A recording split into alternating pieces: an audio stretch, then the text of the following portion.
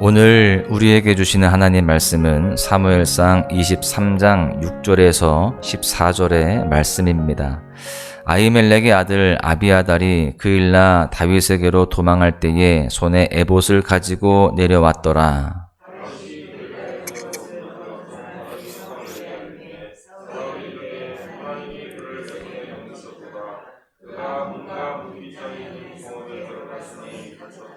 사울이 모든 백성을 군사로 불러 모으고 그일라로 내려가서 다윗과 그의 사람들을 애워싸려 하더니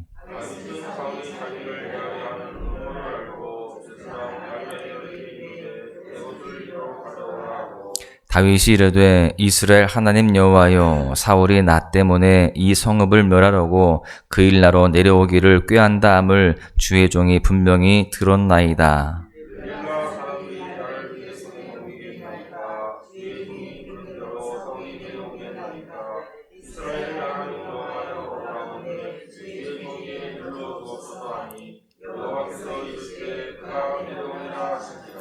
다윗이 이르되 그일라 사람들이 나와 내 사람들을 사울의 손에 넘기겠나이까 하니 여호와께서 이르시되 그들이 너를 넘기리라 하신지라.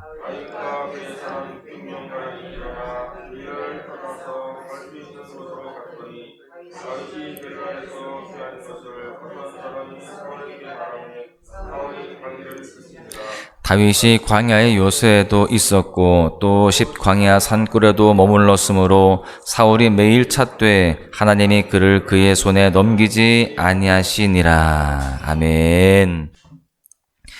다윗은요, 하나님의 말씀에 순종하여서 그일라를 블레셋의 손에서 구원하게 되었습니다. 하나님의 인도하심을 따라서 나아갔더니 승리하게 되었던 것이죠. 그것도 큰 승리를 거두게 됩니다. 그런데 이 전쟁에서 다윗이 승리했다라는 소식이 사울에게도 전해지게 됩니다. 그일라의 사람들 중에 어떤 사람이 사울에게 알려주었기 때문인데요. 이로 인하여서 다윗이 승리의 기쁨을 누리는 것도 잠시 바로 이어서 그에게 말할 수 없는 고난이 찾아오게 되었습니다. 이 그일라의 사람이 말하지 않았더라면 좋았을 뻔했는데 굳이 사울에게 전달을 해준 것이죠. 여러분, 이렇게 하나님의 말씀에 순종하여서 승리를 경험하였는데 얼마 지나지 않아서 또다시 고난이 찾아왔을 때 내 기대대로 상황이 흘러가지 않고 오히려 더 힘든 일을 만나게 되었을 때 다윗은 어떻게 했는지 우리가 살펴보아야 됩니다. 다윗의 모습을 보면서 우리도 많은 교훈들을 깨달을 수가 있는데요. 그 첫 번째가 무엇이냐? 고난을 마주할 때 우리는 하나님을 찾아야 한다라고 하는 것입니다. 다윗은 이제 하나님이 그일라에서 승리하게 하셨으니 그일라 사람들과 함께 승리를 만끽하면서 이제 이 그일라에서 자신들도 머물러 지낼 수 있겠다라고 생각을 했을지도 모릅니다.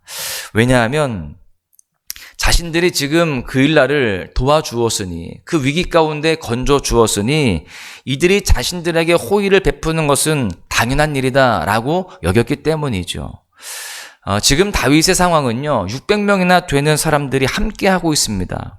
이 많은 사람들과 함께 그 광야에서 또 동굴에서 생활한다는 것은 결코 쉬운 일이 아닙니다. 우리가 그저 말씀을 통해서 스치듯이 읽기 때문에 별로 그 마음 속에 또 생각 속에 얼마나 힘들까를 별로 여기지 않지만 사실 이 600명의 사람들과 함께 집도 아니고요, 광야나 동굴에서 생활하려면 씻는 것도 또 자는 것도 또 먹는 것도 여러 가지 생활들이 너무나 불편했을 거예요. 거기다가 맹수와 강도의 위협들도 있었습니다. 많은 어려움들이 있었었죠.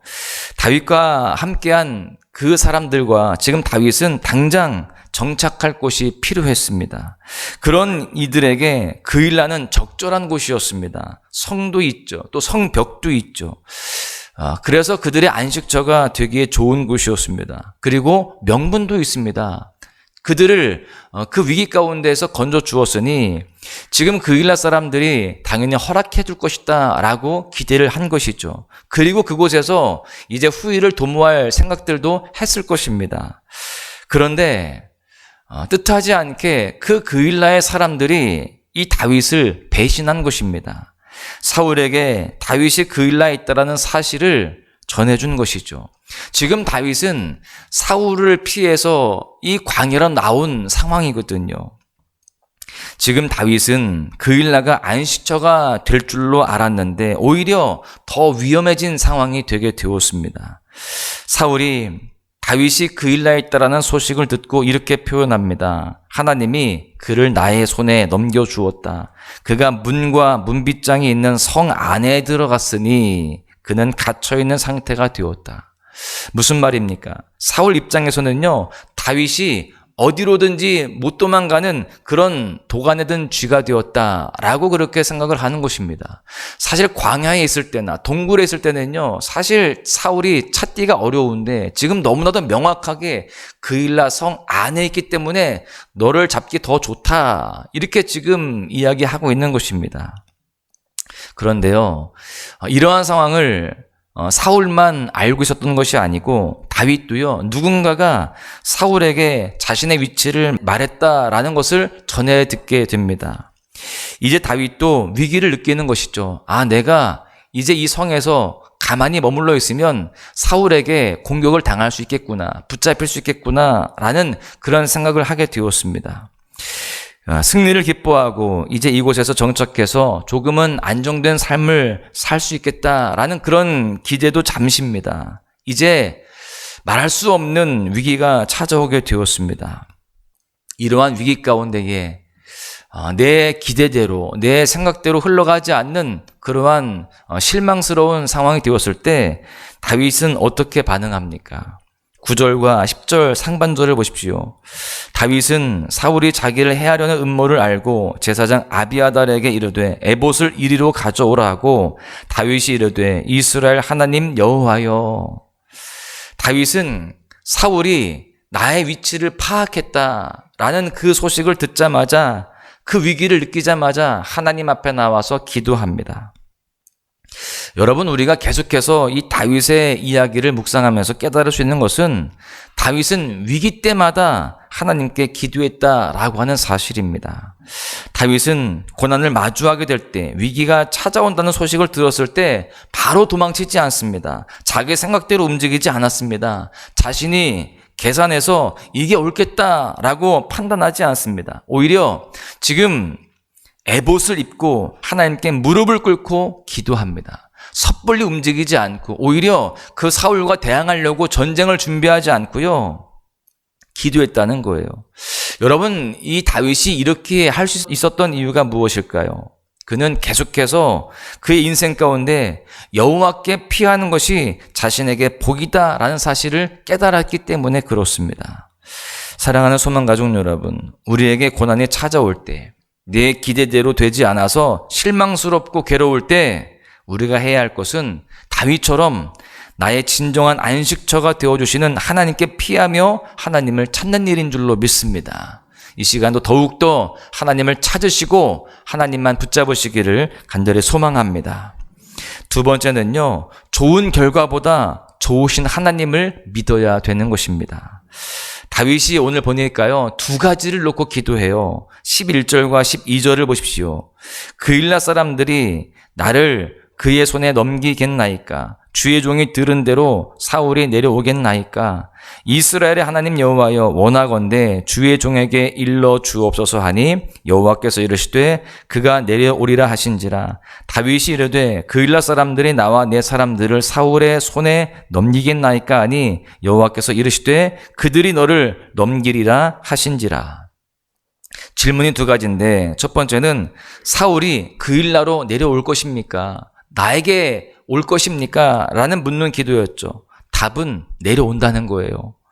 두 번째는요, 그일라 사람들이 내게 은혜를 입은 사람들인데 나를 사울에게 넘기겠습니까?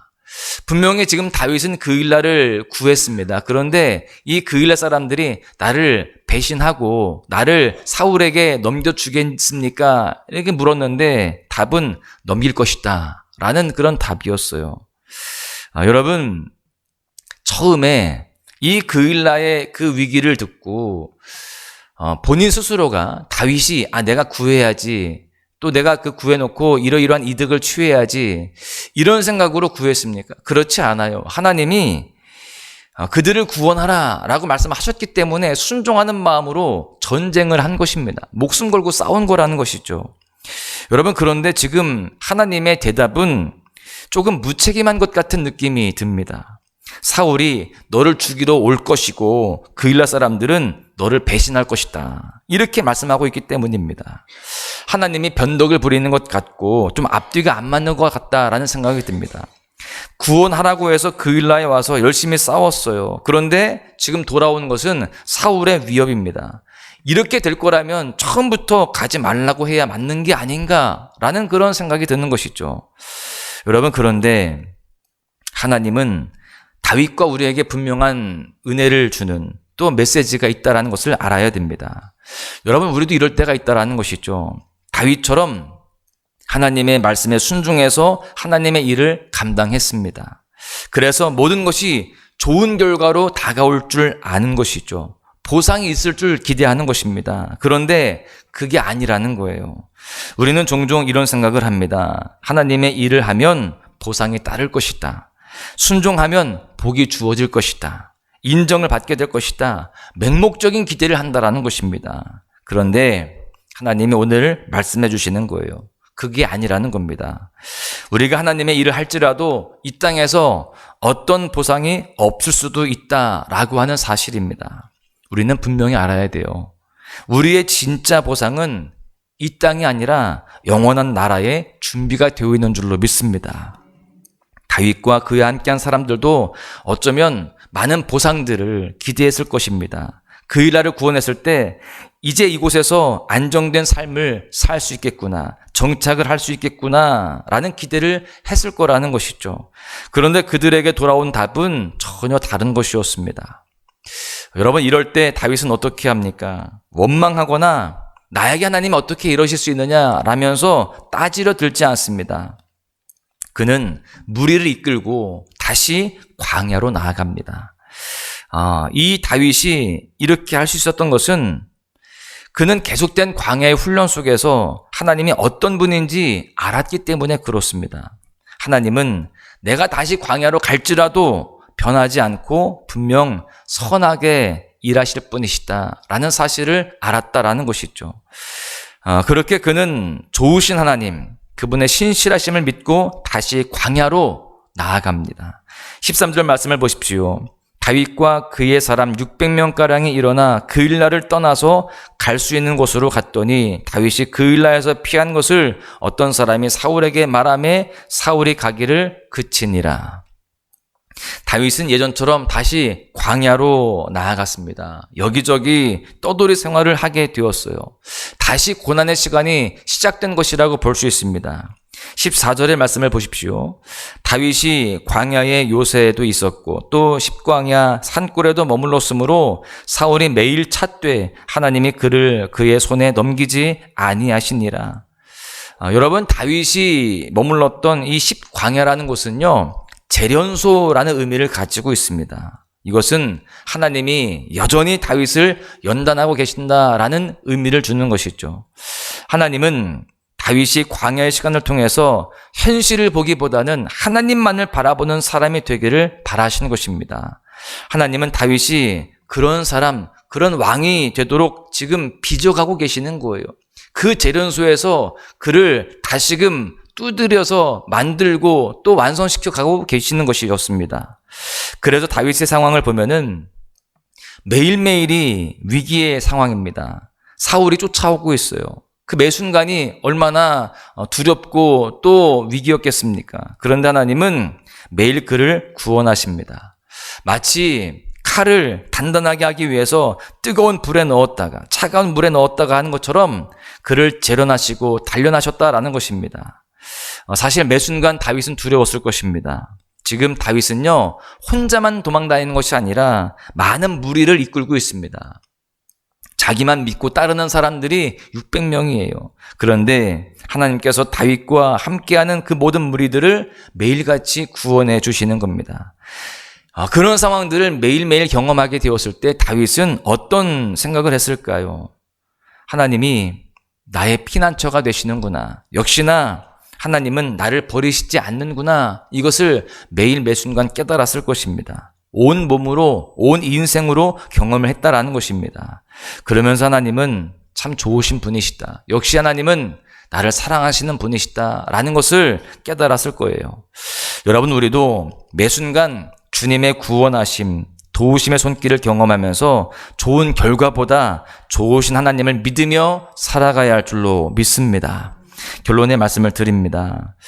사랑하는 소망가족 여러분, 우리가 하나님의 일을 할지라도 순종하고 나아갔을지라도 고난의 순간을 맞이할 수 있습니다.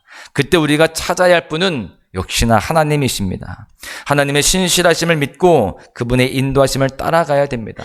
비록 그곳이 광야일지라도 그곳은 우리를 버려두시는 황폐한 공간이 아니라 오히려 그곳에서 하나님의 살아계심과 하나님이 나의 진정한 피난처가 되심을 경험하는 나를 단련하시는 재련소가 될 줄로 믿습니다. 오늘 하루가요, 나의 현실의 어려움 가운데 하나님께 묻고 하나님의 인도하심을 따라 살아감으로 인하여서 하나님의 도우심의 손길을 더 많이 경험하는 복된 날 되시기를 바랍니다. 그 하나님을 좋으신 분으로 인정하며 그 주님과 동행하시면서 기쁨과 또한 감사가 넘치는 복된 날 되시기를 다시 한번 주님의 이름으로 간절히 축원합니다. 나의 주님께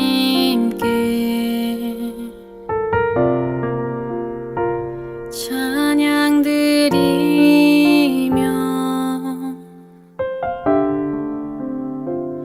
그 크신 사랑 주임제 감사해. 어둠 속에 찾아오셔서